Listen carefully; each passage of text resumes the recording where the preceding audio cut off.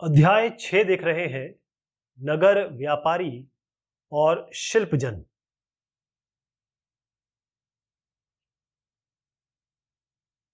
छोटे नगरों का संजाल। छोटे नगर, नगर जैसे अगर हम आज देहरादून की बात करें या आप कोई और शहर उठा लीजिए, नजीबाबाद, मुरादाबाद, तो ये नगर है। लेकिन जब हम छोटे नगरों की बात करते हैं और उनका संजाल, संजाल मतलब होता है नेटवर्क, यानी एक यहां पर होगा, एक यहां पर होगा, एक यहां पर होगा, और इनके बीच में क्या नेटवर्किंग है, किस तरीके से आपस में जुड़े हुए हैं, इसकी हम बात करने वाले हैं। देखिए, 8वीं शताब्दी की बात कर रहा हूं। 8वीं शताब्दी में क्या हुआ कि ये छोटे छोटे जो नगर हैं, इनका नेटवर्क बनने लगा। हुआ क्यों? क्योंकि बड़े बड़े गांव थे, इनका यहां पर बताया गया है कि प्रादुर्भाव। तो ये प्रादुर्भाव क्या हुआ, ऐसा क्या दुर्भाव हुआ कि छोटे छोटे नगर बढ़े? देखिए, सबसे पहले एक मंडपिका, अब मैं ले रहा हूं जिसको हम एक छोटा शहर कह रहे हैं या छोटा नगर कह रहे हैं। इसमें क्या है कि एक मंडपिका, ये जो मंडपिका है, आज आप सुनते हैं ना कि भाई सब्जी की मंडी, आलू की मंडी, तो ये सब जो मंडी है, ये मंडी आगे चल के मंडी ही कहा जाने लगा। तो जो छोटे नगर थे उनमें एक मंडी होती थी। ओके, अब मंडी में होता क्या था कि आसपास के जो गांव हैं, ये तो नगर हो गया, नगर कैसे विकास हो रहा है ये भी हमने अभी समझा। तो यहां से लोग आते थे यहां पर चीजों को बेचने। और क्या चीज बेचने आते थे? अपनी उपज, जो भी ये पैदावार करते थे वो यहां बेचने आते थे। अब होता यह था कि इन नगरों में कुछ गलियां थी। गलियां किस तरीके से? ऐसे ऐसे करके गलियां होंगी। तो ये जो गलियां हैं, अगर आप किसी भी शहर में रहते हो, आपका जो ओल्ड शहर है, जो पुराना शहर है, आपका शहर बहुत डेवलप हो गया होगा अभी तक, लेकिन एक कोई ना कोई एक सेंटर पॉइंट होगा। जैसे अगर मैं देहरादून का एग्जांपल लूं, तो वहां पर घंटाघर के पास का इलाका जो है वो पुराना पुराना देहरादून है, वो हमेशा बसा हुआ है। तो वहां पर अलग अलग गलियां हैं, जैसे मच्छी बाजार है, वहां मछलियां मिलती है, वहां पर अंडा मुर्गा मिलता है। ऐसी अलग अलग यहाँ पर एक और बाजार है जहां पर केवल लकड़ियां मिलती है, लकड़ी का सामान मिलता है। कहने का मतलब ये है कि ये जो इस तरीके से गलियां थी, वहां पर दुकानें और बाजार लगने लगे। जैसे ये दुकान हो गई और यहां बाजार लग गए, मतलब रोड पे लग गए, जैसे आज भी लगते हैं। यहां बहुत अच्छा चित्र दिया है, इससे बताने की कोशिश की जा रही है कि ये आपका ये गली है, इतनी बड़ी तो हुआ नहीं करती होगी, लेकिन ये गली है। यहां पर देखिए सामान बिक रहा है, गलियों के बाहर बिक रहा है, और यहां दुकानें भी हैं जहां बेचा जा रहा है, और लोग खरीदने इसको आ रहे हैं, बेचने भी आ रहे हैं। तो ये जो एग्जाम्पल है, ये एग्जाम्पल है हाट का। तो इसको पहले कहा जाता था, ये जो इनका नाम मैं ले रहा हूं, ये इसी के अंदर की बात कर रहा हूं मैं, इन्हीं के अंदर गलियां हैं, इनको कहा गया हट, हट, हट। और फिर आज ये हाट हो गया। आपके भी अगर आप छोटे नगर में रहते हैं तो हाट लगती होगी, और नॉर्मली ये हाट ना किसी एक दिन लगती होगी आपके यहाँ, जैसे मंगलवार की हाट हो गई, सैटरडे की हाट हो गई, इस तरीके की। तो यहाँ पर बहुत सारे लोग आते थे, चाहे वो कारीगर हो, चाहे वो शिल्पी हो। कारीगर मतलब कोई काम करते हो, कोई लेबर हो। शिल्प मतलब कोई चीज बनाते हो, उनके हाथ में कला हो, तो वो हो गए। जैसे एग्जाम्पल मैं लूं, जैसे कुम्हार हो गए, तेली हो गए, तेल का जो काम करते हैं, शक्कर बनाने वाले वो लोग हो गए, ऐसे ताड़ी बनाने वाले। उस जमाने में ताड़ के पेड़ से ना ताड़ी निकलती थी, थोड़ा उसमें नशा वगैरह होता है, ताड़ी हो गई। सोने का काम जो करते थे वो सुनार हो गए। ऐसे लोहार, लोहे का जो काम करते थे, पत्थर तोड़ने वाले भी लोग थे। तो बहुत सारे अलग अलग ये जैसे मैंने नाम लिए ना, इनके अलग अलग बाजार होते थे, और उस बाजार में वही लोग, उन्हीं की गलियां होती थी वहीं पर। मतलब जैसे अगर मैं एग्जांपल लूं, यहाँ एक गली ले लूं, तो यहां पर आपको शक्कर वाले हैं तो शक्कर ही मिलेगी। यहाँ पर कहीं गुड़ मिल रहा होगा, कहीं शक्कर मिल रहा होगा, कहीं शीरा मिल रहा होगा, कहीं मोटे दाने की शक्कर मिल रही होगी, कहीं छोटे दाने की शक्कर मिल रही होगी। तो इस तरीके से अलग अलग गलियां थी, और वहां पर अलग अलग आपकी हाट लगती थी। अब कुछ लोग तो यहाँ पर स्थायी रूप से रहते थे, मतलब उनकी दुकान होगी, वो आसपास कहीं रहते होंगे यहीं पर, और उनकी पक्की दुकान हुआ करती। लेकिन कई लोग जो थे वो आते थे घूम घूम कर। आज भी आप देखते हैं कई लोग जो घूम घूम कर काम करते हैं। आज वो इस गांव, इस जगह पे है, कल को आपको इस जगह पे मिलेंगे, परसों आपको कहीं और मिलेंगे। तो ऐसे अलग अलग जगह पे जाके भी व्यापारी क्रय विक्रय यानी कि खरीद फरोख्त किया करते थे, राइट। अब आसपास के जो लोग मैंने बताया, जो इस नगर के आसपास जो हैं, और आसपास ही नहीं, केवल यहाँ के नहीं लोग, यहाँ के भी, ये पास की जगह हो गई, ये दूर के भी लोग आते थे यहाँ पर। और यहाँ पर क्या करते थे, एक तो ये है कि जो यहाँ की स्थानीय उपज, कौन सी चीज जो यहाँ पर उगती है, यहाँ पर होती है, और जो दूर से आती है, जैसे यहाँ पर केवल आपका घोड़े हैं, ठीक, तो वो चीज यहाँ पर नमक, एक जगह है जहाँ नमक होता है, एक जगह जहाँ कपूर होता है। मैं बता देता हूँ किन किन के नाम। जैसे मैं आपको ये बताना चाहता हूँ कि आसपास के लोग भी और दूर दराज के भी लोग, यानी कि व्यापारीगण जो थे इन नगरों में, एक तो यहाँ की उपज खरीदने आते थे, और वहां से वो क्या क्या लेके आते थे, मैं ये बता देता हूँ वो क्या लेके आ रहे हैं। इसमें वो घोड़े लाते थे, मैं पहले पहले अक्षर लिख रहा हूं ताकि आपको आइडिया रहे मैं क्या बताना चाह रहा हूं। नमक लाते थे, कपूर हो गया, कैम्फर, केसर हो गया, केसर, केसर कश्मीर में जो केसर होता है और जगह पे भी होता है, बहुत बेहतरीन होता है।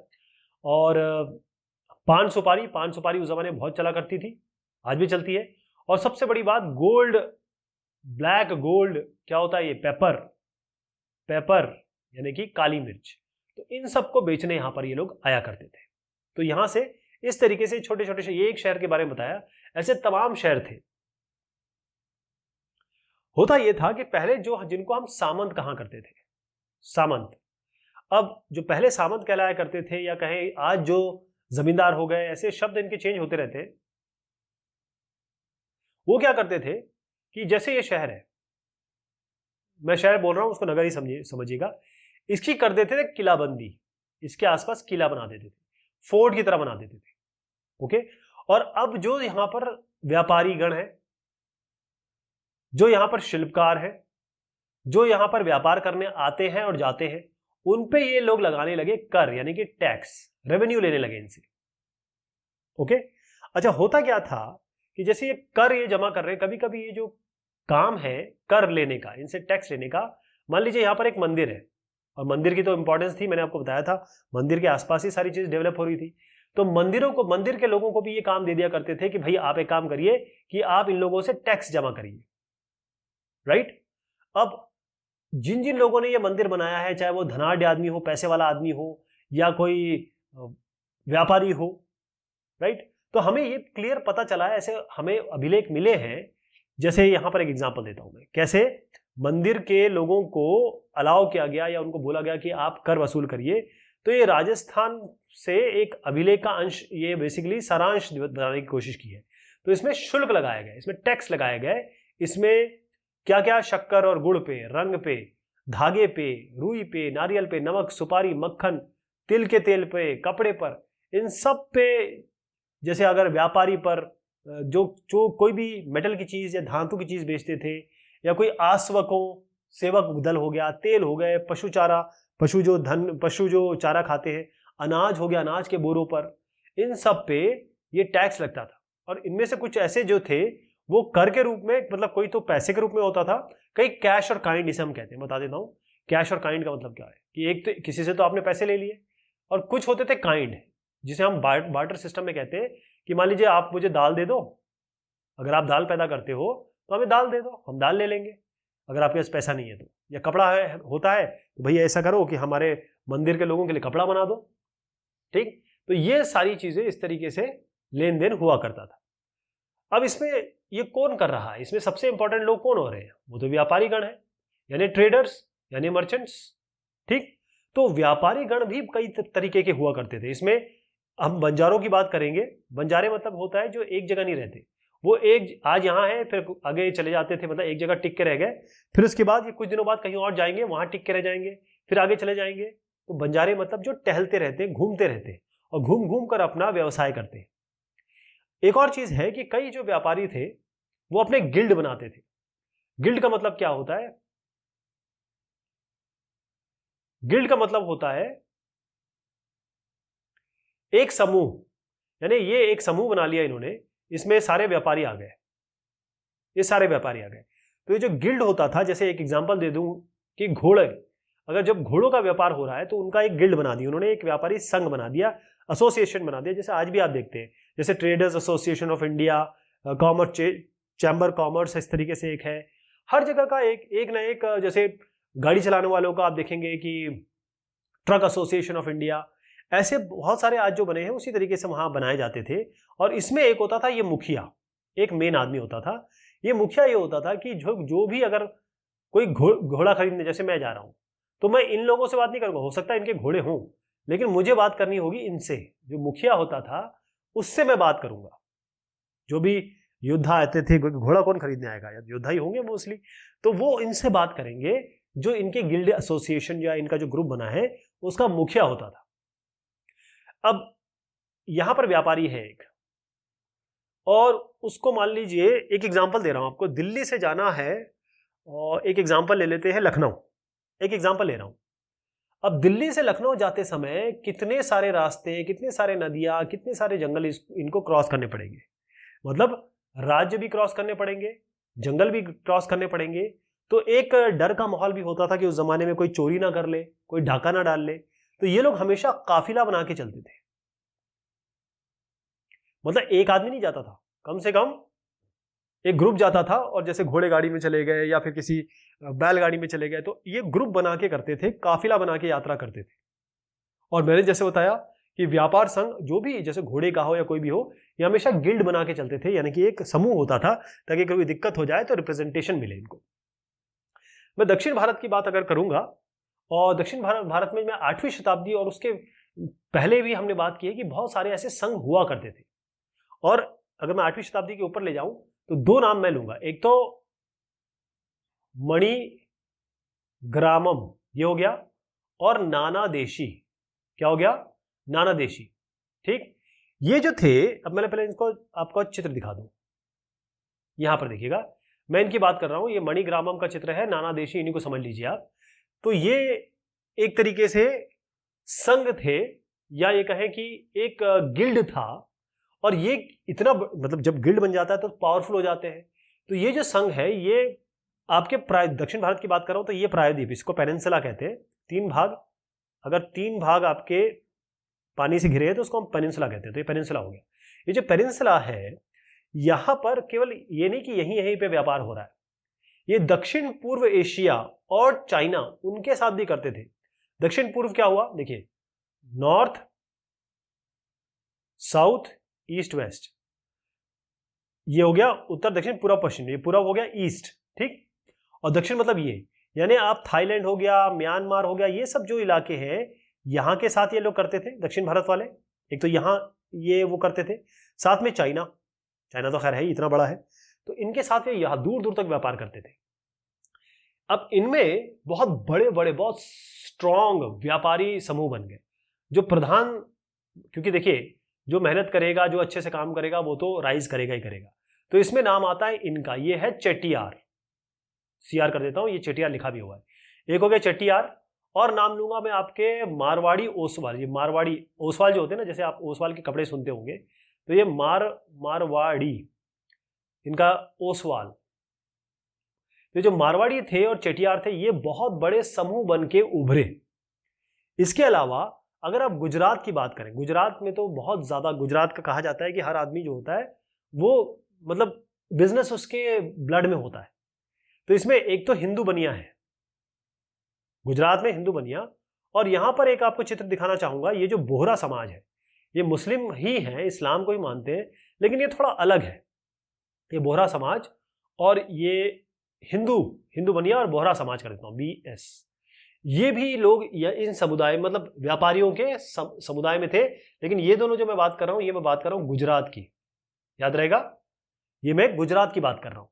अब ये छोटे मोटे तो थे नहीं, ये बहुत दूर दूर तक, आप देखिए, ये रेड सी, मतलब इस इलाके की बात कर दीजिए, रेड सी, फारसी खाड़ी, ये जो पूर्वी अफ्रीका है, ये वाला अफ्रीका, दक्षिण पूर्व एशिया और चाइना, दक्षिण पूर्व एशिया और चाइना, ये हमने क्या बात की, दक्षिण पूर्व एशिया।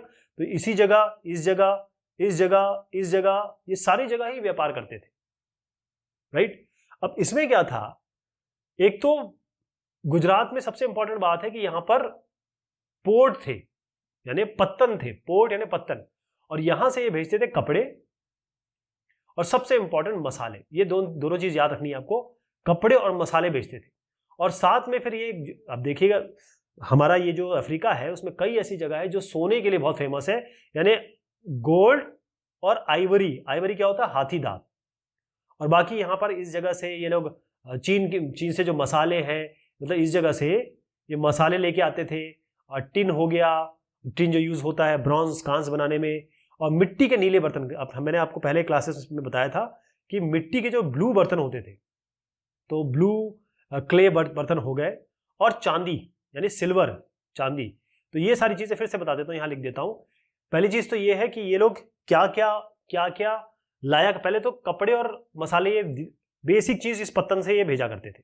दूसरा ये है कि जो ये लाते थे उसमें कपड़े मसाले तो मैंने बता दिया। फिर उसके बाद अफ्रीका से, अगर मैं अफ्रीका की बात करूं तो अफ्रीका से क्या लेके आते थे?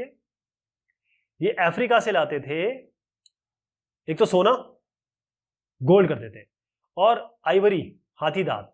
और दक्षिण पूर्व एशिया, यहां से क्या लेते थे? ये एक तो मसाले हो गए, मसाले यानी कि स्पाइसेस, और टिन हो गया, और मिट्टी के नीले बर्तन यानी कि ब्लू क्ले बर्तन हो गया, और चांदी, सिल्वर। ये सब यहां से लाया करते थे। इनके नाम आपको ध्यान में रखने हैं, राइट। अच्छा, जो पश्चिमी तट है, देखिए नॉर्थ साउथ ईस्ट वेस्ट, उत्तर दक्षिण पूर्व पश्चिम, तो पश्चिमी तट में इसकी बात कर रहा हूं। ये जो पश्चिमी तट है, ठीक, ये पूरा पश्चिम, ये इस तट की बात कर रहा हूं मैं। ये जो पश्चिमी तट है, इनके नगरों में जो अरबी, फारसी, चीनी, यहूदी और सीरियाई, यानी अब देखिए यहां पर कौन लोग आ सकते हैं? ये लोग थोड़ी ना आना चाहेंगे यहां पर ऐसे करके। यहीं के लोग आएंगे, यहीं के लोग आएंगे, यहीं के लोग आएंगे, यहीं के लोग आएंगे। तो कौन कौन लोग आ रहे हैं? जो लोग आ रहे हैं उनका इसमें बकायदा दिया है। एक तो अरबी लोग हो गए, एक फारसी लोग हो गए, पर्शियन, चाइनीज, और चाइनीज तो खैर यहां से भी आ सकते थे क्योंकि सिल्क रूट था यहां से, चाइनीज। और साथ में आपका ये यहूदी हो गए, ज़ोरास्ट्रियंस जो होते हैं, और सीरियाई ईसाई,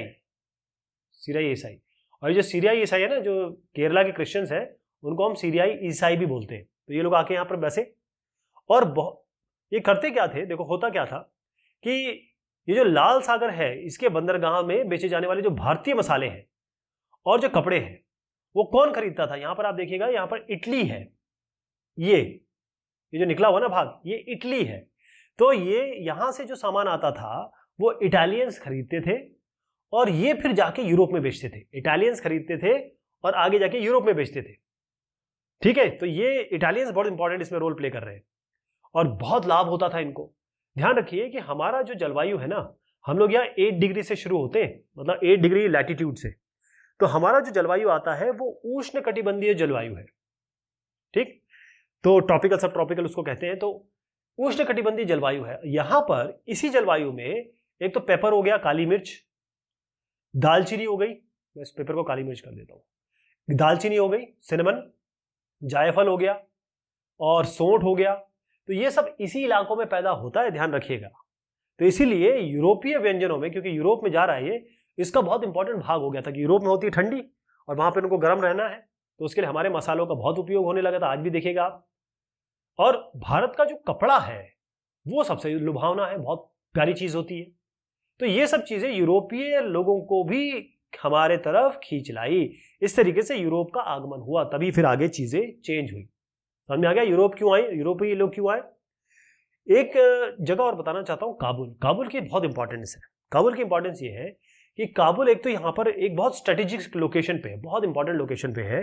तो ये अपने अपना पहाड़, और इसकी जो बड़ी डिफिकल्ट सी भूदृश्य है यानी टोपोग्राफी है, इस कारण से ये 16वीं शताब्दी में काबुल एक तो राजनीतिक तौर पे और कॉमर्स के तौर पे, मतलब वाणिज्यिक तौर पे बहुत इंपॉर्टेंट बन गया। क्यों? पहली चीज तो ये है कि काबुल, और यहां पर काबुल और नीचे यहां पर कांदाहार है, इसको गांधार कहते हैं। हमारे पुराने जमाने में इसको गांधार कहा करते थे। तो काबुल और कांदाहार, ये जो है, पहली चीज तो ये कि देखिए ये सिल्क रूट से जुड़े हुए हैं। ये देखिए ये सिल्क रूट है और यहां से जुड़े हुए हैं। पहली चीज तो ये हो गई। दूसरा ये है कि घोड़ों का व्यापार इसी रूट से होता था। इसका मतलब काबुल यहां पड़ता था। और 17वीं शताब्दी की बात मैं करूं तो यहां पर हीरो का एक व्यापारी था, मतलब जो डायमंड मर्चेंट था एक, उनका नाम है, यहां ये देखिएगा, इनका नाम है जॉन बैप्टिस्ट टेवर्नियर। इनका चेहरा दिखा देता हूं, याद रहेगा आपको। ये क्या नाम है? John Baptist Tavernier. तो ये जो साहब हैं, 17वीं शताब्दी की बात है, ये यहां पर आए और उन्होंने अनुमान लगाया कि जो काबुल है वहां पर जो वो होता है, मतलब ट्रेड होता है, वो है 30,000 रुपए। आप सोचिए कि 30,000 रुपये उस जमाने में कितना होता होगा, करोड़ों अरबों के फेयर में होता होगा। और काबुल से क्या क्या चीजें आती थी, क्या काबुल से क्या क्या चीजें निकल रही है। एक तो मेवे हो गए, मेवा यानी जैसे आप काजू किशमिश इन सब की बात करते हैं। खजूर तो खैर इस इलाके में होता ही होता है। गलीचे, गलीचे का मतलब होता है कि जो हम जमीन पे बिछाते हैं, जिसको हम कालीन कहते हैं। रेशमी कपड़े, रेशमी कपड़े। और ताजे फल, सबसे बड़ी बात है ताजे फल आते थे यहाँ से, ऊंट पर लाद के आते थे। और एक और चीज होती थी यहाँ पर, स्लेव यानी स्लेव ट्रेड, गुलामों की जो बिक्री होती थी वो यहाँ होती थी। आपको याद है ना, कुतुबुद्दीन ऐबक स्लेव थे, मोहम्मद गौरी यहाँ छोड़ के चले गए थे, उसके बाद उन्होंने स्लेव डायनेस्टी की शुरुआत की। अब जो नगरों में शिल्प है, जो नगर की मैंने बात कर ली आपको वहां पर हर आदमी में कोई ना कोई कला होती है, तो वहां बहुत सारे शिल्पकार थे, हर जगह शिल्पकार आपको मिलेंगे। तो एक बीदर जगह है, इसको ध्यान रखिएगा, ये बीदर, इस बीदर की मैं बात कर रहा हूं, कर्नाटका में है ये। तो बीदर में जो शिल्पकार थे, यानी जो बहुत अच्छी चीजें बनाते थे, एक तो यहां तांबा, तांबा ठीक, और साथ में चांदी, इसकी जड़ाई का काम बहुत अच्छे से होता था। यानी कि आप देखेंगे कि ये पीतल का एक मोमबत्ती दान है, मोमबत्ती इसके अंदर रखी जाती थी। और यहां पर एक और मैंने चित्र दिखाने की कोशिश करी है कि किस तरीके से ये जो शिल्प इन्होंने, ये जो कला इन्होंने वहां पर यूज होती थी, शिल्प, इसका नाम ही बिदरी पड़ गया, इतना ज्यादा फेमस हुआ। अब पांचाल एक नाम आया इसमें, पांचाल या फिर इससे कहें विश्वकर्मा, एक ही चीज है। तो पांचाल और ये जो विश्वकर्मा है, ये जो समुदाय है जिसमें बहुत सारे लोग आते थे। कौन कौन से आते थे? सुनार लोग हैं, कसेरे लोग हैं, लोहार लोग हैं, राजमिस्त्री का काम जो करते हैं, और बढ़ई हो गए, लकड़ी का काम, इन सब का काम जो करने वाले हो गए, ये लोग इसमें थे। और ये लोग केवल इसी काम के लिए नहीं, बल्कि ये लोग जो है मंदिरों के लिए, राजमहल के लिए, बड़े बड़े भवन बनाने के लिए, तालाब बनाने के लिए, जलाशय बनाने के लिए, इनके लिए भी ये लोग बहुत इंपॉर्टेंट थे। जब तक मिस्त्री नहीं होगा, लकड़ी का काम करने वाला नहीं होगा, कैसे काम चलेगा? ओके। इसी तरीके से एक और नाम मैं लूंगा, वो है सालियार। इनको हम कहते हैं कैकोलार। अब इस सालियार से याद रखिएगा, सालियार और जो कैकोलार है, ये बहुत बड़े, ये बेसिकली तो ये बुनकर थे, बुनकर कम्युनिटी थी। मतलब बुनकर मतलब ये देखिए, कपड़े बुनने वाले, कपड़े बनाने वाले, उस तरीके के, उस कम्युनिटी के लोग थे। लेकिन ये इतने फेमस हुए, ये बहुत समृद्धशाली बन गए, बहुत पैसे वाले बन गए। और फिर उसके बाद ये जो मंदिर थे उस जगह पे, बीदर वगैरह के, वहां पर ये लोग बकायदा क्या दिया करते थे, ये मैं इस इलाके की पूरी बात कर रहा हूं, जो भी मंदिर होगा वहां पर जो भी आदमी अमीर हो जाता है वो दान दक्षिणा करता है, दे पे द मनी, राइट। अब क्योंकि पहले इन्हीं के हाथ में था, सारा काम इन्हीं के हाथ में था, सालियार या कैकोलार कह लीजिए। लेकिन इसके बाद धीरे धीरे जो है काम जो है वो उन्होंने डिस्ट्रीब्यूट किया। मतलब जो कपास को साफ करने का काम, कपास में बहुत सारे बीज होते हैं, उसको साफ करना पड़ता है। इसको काटने का काम, जो आप यहाँ देख रहे हैं, काटने का काम, इसको फिर बाद में डाई भी करना होता है, रंगने का काम। और ये सब अलग अलग काम हो गए और अलग अलग कम्युनिटी इसको करने लगी। एक जरा चित्र आपको दिखा दो जो इसमें एनसीईआरटी में दिया हुआ है। ये है एक शॉल है, देखिए ये शॉल है ना, इसका बॉर्डर है ये। आप देखेंगे साड़ी वगैरह जो होती है उसके नीचे एक फॉल होता है, बॉर्डर होता है, ये सब बहुत सुंदर तरीके से बनाया जाता था। अब इस जमाने में क्या हुआ, एक चीज बताऊंगा, शहर के कैसे भाग्य बदले। यानी कि कोई शहर बहुत ऊंचा उठ गया और जो ऊंचा था वो नीचे गिर गया। मैं आपको यहां पर ले जाता हूं अहमदाबाद, ये अहमदाबाद गुजरात की जगह बता रहा हूं।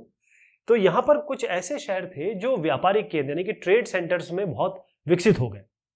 लेकिन ये जो तंजावुर जैसे शहर थे, जो पहले बहुत इनकी इंपॉर्टेंस थी, वो बेचारे गिर गए। मतलब उनकी कहें कि इस व्यापारिक केंद्र के नाम से वो इतने बढ़ नहीं पाए या फिर सिकुड़ गए।